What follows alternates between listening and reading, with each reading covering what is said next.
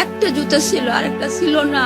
রাজধানীর পল্লবীতে 7 বছর বয়সী শিশু রামিসা হত্যাকাণ্ডের বর্ণনা দিতে গিয়ে তার মা পারভিন আক্তার বলেন, আমি একটা চিৎকার শুনেছি, সেটা যে রামিসা ছিল তা বুঝতে পারিনি। পারভিন আক্তার আরো বলেন, আমি রামিসাকে স্কুলে পাঠানোর প্রস্তুতি নিচ্ছিলাম, ওকে বলছিলাম দাঁত ব্রাশ করে মুখ ধুয়ে স্কুল ড্রেস পরতে, এরপর ও পাশের রুমে যায় দাঁত ব্রাশ করতে।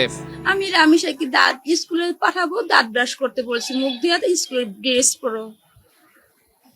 তো মেয়ে গেছে ওইখানে ওই রুমে গেছে দাঁত ব্রাশ করবো। তারপর ওর বড় বোন আবার চাচার বাসা যাইতেছিল, ও আবার যাইতেছিল পিছি পিছি। তা ও বলছে কি তুমি ঘরে থাকো, বাসায় থাকো, আমি আসতেছি।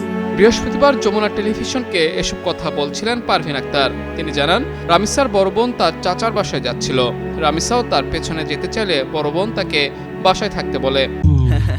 ঈদের খুশি হোক না আরো বেশি, আর খুশির আয়োজন মানেই চাষি চাষি সুগন্ধি চিনি গুঁড়া চাল। তখন রামিসা দরজার ভেতরেই ছিল, পরে দরজা খোলার সঙ্গে সঙ্গেই ওকে টান দিয়ে নিয়ে যায়। পারভিন আক্তার আরো বলেন, ঘটনার পর সেখানে একটা জুতা ছিল, আরেকটা ছিল না।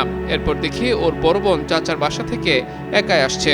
তখন আমার সন্দেহ হলো, আমি একটা চিৎকারও শুনেছি, কিন্তু বুঝতে পারি নাই ওই চিৎকার রামিসার ছিল, ভাবছিলাম পাশের ফ্ল্যাটের অন্য কোনো বাচ্চার চিৎকার। তিনি জানান, সন্দেহ হওয়ার পরই দরজায় বারবার ধাক্কা দেওয়া হয়, তবে কেউ দরজা খোলেনি। একটা জুতা ছিল, আরেকটা ছিল না। আর দেখলাম ওর বড় বোন চাচার বাসার থেকে একাই আসতেছে। তখন আমার সন্দেহ হলো, আমি একটা চিৎকারও শুনছি। তো চিৎকার যে ও দিছে, যেটা আমি বুঝতে পারিনি, ভাবছি পাশের ফ্ল্যাটের অত কোনো বাচ্চা দিচ্ছে। তখন সন্দেহ হয়ে ওই দরজা আমি অনেক ধাক্কাইছি, কিন্তু খুলতে পারিনি, খোলাইনি। এরকম কোনো দেখি নাই, কথা বলি নাই কখনো। আসছে মাত্র কিছুদিন যাবত, আমরা কখনো কথা বলি নাই। এর আগে গত মঙ্গলবার পল্লবীর একটি বাসা থেকে শিশু রামিসার গলাকাটা মরদেহ উদ্ধার করে পুলিশ। এই ঘটনায় পাশের ফ্ল্যাটের ভাড়াটিয়া সোহেল রানা ও তার স্ত্রী স্বপ্না আক্তারকে গ্রেফতার করেছে পুলিশ।